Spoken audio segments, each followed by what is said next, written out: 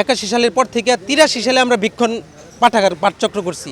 সাহিত্য সংসদের একটি আলাদা না ভিতরের প্ল্যাটফর্ম। তো আমাদের ময়মনসিংহ সাহিত্য সংসদের এই ঘর হইতেছে এইটা। আমরা করছিল 25-30 বছর আগে। করার পরে মুক্ত মঞ্চটা হচ্ছে 35 বছর ধরে এখানে মুক্ত মঞ্চ আছে। একাধারে ঝড় বৃষ্টি বাদলা আপনি যা বলেন, ঈদের দিনও আমরা এখানে মুক্তমঞ্চে কবিতা পড়ি।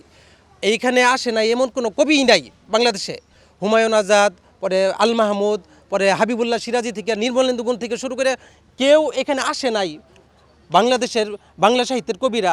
এটা আপনি দেখাইতে পারবেন না। তো এইরকম একটা প্ল্যাটফর্ম, হ্যাঁ, স্মৃতিবিজড়িত বলতে একমাত্র প্ল্যাটফর্ম তো এটা। ময়মনসিংহ সাহিত্য সংসদ নামে যে দীর্ঘ বাংলাদেশের ইতিহাসের সর্বোচ্চ দীর্ঘ পাঠচক্র এটি। আমরা এই আগামীকাল এটা উদযাপন করবো হইল 2146তম আসর। আপনি 2146 সপ্তাহ ধরে এটা এখানে চলতেছে, তাহলে আপনি হিসাব করলে পাবেন কত বছর ধরে। তাইলে এটা কেন, কার যুক্তিতে, কার কথা এটা ভাঙা হইল? একজনকে বললাম যে আপনারা ভাঙতেছেন, এটা কার অনুমতিতে ভাঙতেছেন? বললো ডিসি, আমাদের উপরের লেভেলে বলছে।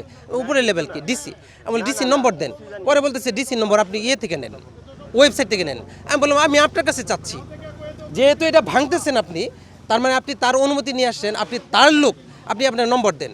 সে আরেকজনকে দেখাই দিল, আরেকজনকে দেখায় সে বলতেছে আমার কাছে নাই, আপনি থেকে নেন, নেট থেকে নেন। আমি বলছি না, আমি আপনার কাছ থেকে নম্বর নিব, আমি ওয়েবসাইট থেকে কেন নিব? আপনি তো ভাঙতেছেন, এটা থামান না কেন?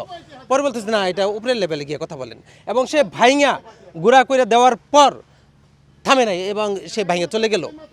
আমাদেরকে কোনো জবাবদিহি করলো না, কোনো কথা বললো না, কোনো ধরনের উত্তর সে দিতে পারলো না।